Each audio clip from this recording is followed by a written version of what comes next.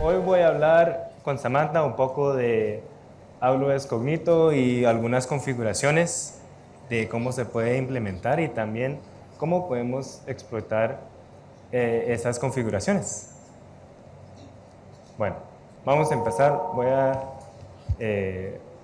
presentarme y también a Samantha. También vamos a hablar de qué es AWS Cognito, hablar de esas configuraciones inseguras y finalmente cómo las podemos explotar y también medidas de prevención, y al final vamos a tener tiempo para preguntas sobre AWS Cognito. También creo que la charla es un poco más cortica que la hora, entonces nosotros trabajamos en Bishop Fox, trabajamos como consultores de seguridad ofensiva, entonces si quieren preguntar cualquier cosa de eso, también está bien. Bueno, entonces, hola, mi nombre es David, yo soy consultor en Bishop Fox de seguridad ofensiva. Yo soy americano, pero mis papás son colombianos, entonces ahí en la casa y aprendí el español, y también con todos los amigos mexicanos acá, uno ahí aprende un poco también, y quería estar acá para practicar, y es realmente un orgullo estar acá en Latinoamérica y presentar y hablar con todos ustedes y conocer toda la gente acá. Entonces, primero gracias y sí. Yo me enfoco generalmente en aplicaciones web y en entornos de nube, entonces bien sea AWS, Azure, o GCP, nunca he tocado Oracle o Alibaba o esos, también con Kubernetes, y en términos de aplicaciones web casi cualquier sistema web, sí, cualquiera. Yo soy hincha del Arsenal. En los últimos 2 años la felicidad, el nivel de felicidad ha aumentado unos 2, 3 niveles, entonces es una buena época para ser hincha del Arsenal. Y bueno, mi nombre es Samantha. ¿Sí se escucha bien hasta allá todos? Perfecto. Bueno, mi nombre es Samantha, yo también soy consultora de ciberseguridad en Bishop Fox junto con David. Y bueno, básicamente me dedico a la parte de pen testing, a aplicaciones web, entornos de nube. De repente me ha tocado uno que otro mobile, entonces, bueno, ahí le hacemos a lo que nos pongan. Dato curioso, soy fan de los taquitos. Si hay una copita de vidrio involucrada, pues qué mejor. Entonces, ahí si alguien gusta invitar tacos después, son más que bienvenidos. Listo, ahí vamos a empezar. Entonces, ¿qué es AWS Cognito? Cognito es un sistema, un servicio que vende AWS, que en general está creado para proporcionar funcionalidad de autenticación, autorización y gestión de usuarios, y también conectar toda esa funcionalidad de usuarios a darles acceso a recursos dentro de AWS. Entonces, si tú tienes toda tu aplicación o aplicaciones dentro de AWS, Cognito puede ser una buena solución para crear un sistema que puedes tener usuarios y que dejas que esos usuarios pueden acceder a recursos e información dentro de AWS. En general está dividido en 2 componentes. El primer componente son los user pools, o los grupos de usuarios, y los identity pools.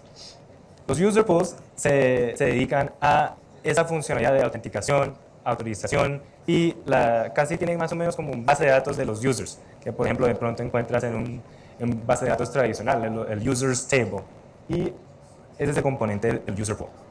El identity pool está encargado de crear relaciones entre los user pools y diferentes políticas y roles y identidades dentro de AWS para conectarse o dar permisos a esos users a diferentes recursos de AWS. Por ejemplo, si hay una política que dice, bueno, este role o esta política le da el permiso para acceder a información de este S3 bucket y puede escribir información y leer información, el identity pool está encargado de tener ese role y esa relación entre los user pools para que cuando un usuario ingresa con su sistema de Cognito, puede acceder desde el Cognito sistema a esos recursos dentro del S3 bucket. Y en general es un sistema, una solución más o menos bueno. Realmente a muchos ingenieros no les gusta el servicio, pero más o menos simplifica todo ese proceso de autorización, autenticación y bueno. Y sí, toda esa parte de... Acá la figura a la izquierda es como el proceso de autenticación para un usuario, y después el usuario interactuando con los servicios dentro de AWS. Entonces acá al principio un usuario que está definido en la política asociada con esas claves. Y así es un sistema que más o menos simplifica este proceso. Entonces, ya que somos expertos en Cognito, vamos a hablar un poco de los user pools y las configuraciones, unas configuraciones específicas que pueden ser inseguras. dependiendo del sistema y del diseño del sistema, no necesariamente es inseguro, pero en algunas situaciones sí pueden ser. Y bueno, vamos a empezar por el autorregistro. Entonces, hay una funcionalidad en los user pools donde dejan que usuarios externos pueden registrarse al user pool o crear un nuevo usuario. Si uno va a google.com y crea un nuevo usuario, no es necesariamente un problema, no es algo inseguro. Pero si Cognito se está usando para proteger un panel interno, un panel administrativo que es importante, no debe tener esta funcionalidad expuesta o implementada ahí. Y en esas situaciones puede ser un problema. También los user pools tienen una funcionalidad que es los atributos. Y los atributos pueden ser mutables o no mutables. Entonces, por ejemplo, si uno quiere tener usuarios que tienen más de un email, entonces si uno pone 2, 3 emails o de pronto 2 emails, sería normal si está mutable, si es mutable, no es necesariamente un problema. Pero si el atributo define el nivel de acceso, por ejemplo, como un role, o de pronto define alguna verificación, puede ser un problema si el usuario lo puede cambiar. Por ejemplo, si un usuario ingresa a la aplicación y tiene este atributo del nivel de acceso bajo, y si ese usuario lo puede cambiar a nivel administrativo, puede ser un problema en la aplicación. Y finalmente, la exposición del client secret. Entonces, se genera a veces una cadena entre dos sistemas cuando se integra AWS Cognito con otros servicios de AWS, y esa cadena se comparta como un shared secret, un secreto compartido. Y entonces este secreto a veces lo exponen en los recursos del frontend.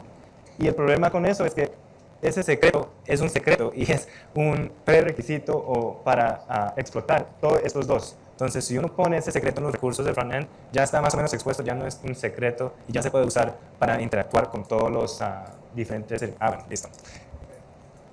Ya se puede interactuar con todos los APIs de Amazon de Cognito. Bueno, ahí se está conectando. Yo me voy a quedar acá y mover el dedito para que no se pase otra vez. Listo. Ok. Bueno, la explotación de autorregistro. Entonces acá vamos a hablar literalmente qué se hace para registrar un nuevo usuario. Y en general, sí, la explotación es registrar un nuevo usuario, eso es todo. Pero a veces, cuando uno se registra, también puede, acuérdate, cambiar ese token para las claves de AWS. Entonces, lo primero es buscar el client ID. Y esa cadena, si uno está interactuando con una aplicación web que implementa Cognito, vas a ver esa cadena en el primer paso ahí que termina con amazoncognito.com. Y en ese tráfico vas a ver algo que se va a llamar un client ID. Ese client ID es un identificado del user pool. Entonces, con esa cadena, uno puede intentar crear un nuevo usuario. A veces funciona, a veces no. A veces tienes que exponer más parámetros y más valores allá, no solamente el usuario y la contraseña, pero esa es la teoría general. Después confirmas el usuario y lo confirmas con un código. Entonces, normalmente el usuario puede ser un email o de pronto pasas un número de celular y ahí con el código lo confirmas. Y después, al final, inicias la sesión y el API te va a responder con ese token. Y ese token lo puedes, ya si la aplicación no se debe acceder de usuarios externos, ya pues tienes acceso a la aplicación. O puedes intentar buscar el Identity ID. Y ese Identity ID es la identificación del Identity Pool. Y acuérdate que el Identity Pool es el sistema o el componente de AWS de Cognito que se encarga de relacionar permisos dentro de AWS con los usuarios. Entonces, con eso uno puede recibir con el token y ese Identity ID puede recibir las claves de un role dentro de AWS y después interactuar directamente con los APIs de Amazon y pues ya uno casi no está comunicando con la aplicación, ya solo es con las APIs de Amazon. Listo. Y para los atributos mutables, acá en general la metodología es identificar cuáles son los atributos y intentar mutarlos y ver qué pasa, cómo reacciona la aplicación. Entonces, por ejemplo, hace una semana o de pronto 2 o 3 semanas, un compañero estaba trabajando en una aplicación y usaba Cognito y la aplicación tenía atributos y uno de los atributos era una verificación para una compañía financiera. Y esa verificación era más o menos importante. Y entonces ahí investigamos, encontramos cuál es el nombre del atributo y intentamos a cambiar el valor de no a sí. Y al final lo cambiamos y después ingresamos a la aplicación con el usuario de nuevo y ahí se vio, ok, ya estamos verificados. Y entonces ahí podemos hacer un bypass y crear un problema y al final ayudar al cliente para resolverlo y prevenir eso en el futuro. Entonces esto pasa y acá es literalmente ¿qué se hizo? El nombre del valor del atributo es diferente, no era raw, era algo más, pero el valor, usamos el valor y el token era el token que uno recibe cuando ingresa a la aplicación. Y la región, sí, la región fue algo que se vio en el tráfico. Listo. Finalmente, la exposición del client secret. Y entonces el client secret es esa cadena que es un secreto y es compartida entre el sistema de Cognito del user pool y otra aplicación que se integra con AWS Cognito, con el user pool. Y entonces, cuando esto existe, normalmente existe cuando hay otros servicios como OpenSearch, que es como un Elk Stack, que AWS también vende y se puede integrar con Cognito para proteger el panel administrativo. Esta cadena se genera y esta cadena después se necesita para explotar todas los otros vectors que mostré anteriormente. Entonces, a veces se encuentra en los recursos de front-end. Y sí, pues búscalo, míralo y pronto existe, pronto no. Y si existe y lo puedes encontrar, después puedes atacarle el sistema con los otros vectores que mostramos. Bueno, ahora Samantha va a hablar. Ahora nos vamos a pasar a la parte de la Identity Pool. Gracias. Nos vamos a pasar a la parte de la Identity Pool. Y como decíamos, una vez que el usuario ya está registrado en el ambiente, el Identity Pool nos va a permitir acceder a los distintos servicios dentro del ambiente de AWS. Entonces, aquí vamos a ver algunas de las posibles configuraciones que al explotarse nos pueden dar un acceso elevado o podemos ganar más recursos de los que actualmente tenemos. El primero de ellos sería accesos no autorizados. Dentro de la configuración vamos a tener un apartado de una cuenta invitado o una cuenta guest. Esta cuenta invitado o guest literalmente lo que va a hacer es permitir que nos conectemos al sistema sin tener un usuario ya registrado previamente. De ahí, otra de las configuraciones comunes o de lo que más nos encontramos al explotar este tipo de ambientes son roles o políticas en la parte del IAM con permisos excesivos. Es decir, que de repente el administrador crea su política customizada, pero esa política permite que hagas absolutamente todo, ¿no? Como que no se quiere quebrar la cabeza y dicen que pase todo. Y finalmente, muy similar a lo que veíamos con la parte del user pool, aquí otra de las malas configuraciones podría ser la exposición, pero en este caso del Identity Pool, ¿no? Que nosotros identifiquemos este valor, que igual al utilizarlo nos permita explotar, por ejemplo, la parte de los accesos no autorizados. Vamos a ir revisando uno por uno, entonces vámonos con el primero, que sería la parte de acceso no autorizado. Para poder nosotros explotar esta parte, mencionábamos, es necesario que tengamos ya el identificador de la Identity Pool.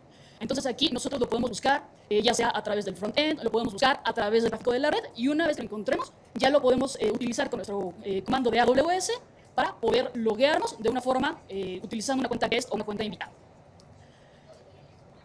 Por otro lado, mencionábamos el tema de las políticas bastante expuestas o bastante abiertas. Aquí tenemos dos ejemplos bastante simples. Por un lado, tenemos la parte del Amazon S3 Buckets con un full access, donde básicamente lo que nos está diciendo es que a cualquier bucket de S3 vamos a poder acceder de cualquier forma. Vamos a poder llevar a cabo cualquier acción sobre cualquier bucket que se encuentre en el ambiente. Entonces, un atacante que tenga acceso a este rol, pues prácticamente va a poder acceder, modificar o hacer cualquier cosa con la información que se encuentra en los buckets. Si la organización está guardando ahí información sensible, pues bueno, esto va a elevar la criticidad del ataque. Y lo mismo aquí ponemos otro ejemplo para la parte del Secret Manager Read and Write, que lo mismo para la parte del Secret Manager, vamos a permitir todas las acciones en cualquier recurso asociado a la parte del Secret Manager. Entonces, como les decía, esto es muy común de verlo en la mayoría de las organizaciones, sobre todo cuando ellos intentan personalizar justamente como sus políticas. Hay ambientes en los que son un poco manejables por el tamaño que es un poco reducido, pero conforme va creciendo el ambiente de la nube, de repente van teniendo políticas cada vez más abiertas, ¿no? De ya no me funcionó, pues agrego todos los permisos, todas las políticas para ver si así funciona. Y finalmente tenemos la parte del Identity Pool ID. Como decíamos aquí, la idea es que no esté expuesto, que no sea tan fácil de encontrar. Si bien es necesario para el funcionamiento, pues tratar como de resguardarlo, que no lo podamos acceder directamente del front-end, que no pueda ser capturado a través del tráfico de la red. Y bueno, si nosotros desde el punto de vista del atacante o del pentester lo encontramos, ya sabemos que nos va a ser muy útil para ejecutar ataques ya sea de accesos no autorizados o todo lo que veíamos en la parte del Pool ID. Y bueno, ya nada más como para ir finalizando, en este caso tenemos una serie de medidas de prevención. Básicamente es configurar bien el ambiente, ¿no? Con eso podríamos cerrar, pero punto número 1, decíamos la parte del autorregistro en el tema del user pool. pues bueno, aquí deshabilitarlo para que un usuario no se pueda registrar él solito, sino que tenga que haber un control o un proceso para que se pueda registrar. Igual, en el apartado de los atributos, evitar que sean mutables, es decir, que un usuario no sea capaz de modificar sus propios atributos, sino que tenga que ser un administrador o igual mediante un control que se hagan todas estas partes de los cambios. Deshabilitar la parte de los accesos limitados o no autenticados, las cuentas de guest, para que forzosamente se tengan que loguear utilizando credenciales al sistema. Y en el tema de las políticas, por favor, revisen bien sus políticas, pongan los mínimos privilegios, no pongan cosas de más. Si no funciona la política, revísenla bien, ¿por qué no está funcionando? No hagan todo nada más ahí por abrirlo. Y bueno, otra cosa como muy importante, que vimos que de aquí depende muchos de los ataques, es limitar la exposición de los identificadores de configuración, tanto para la parte del user pool como para la parte del identity pool, ¿no? Entonces, ya vimos que estos parámetros son muy importantes y sí nos ha tocado verlos de repente por ahí rondando en la red, rondando en el frontend, de repente en el backend haciendo revisión de código. Entonces, bueno, tratar de resguardarlos lo más posible. Y pues, configurar bien el ambiente. Aquí les dejamos algunos recursos donde ustedes pueden encontrar más información al respecto, por si se quieren como adentrar un poquito más en la parte de Cognito, cómo funciona, temas de elevación de privilegios, con los recursos bastante útiles. Y pues bueno, eso sería todo de nuestra parte.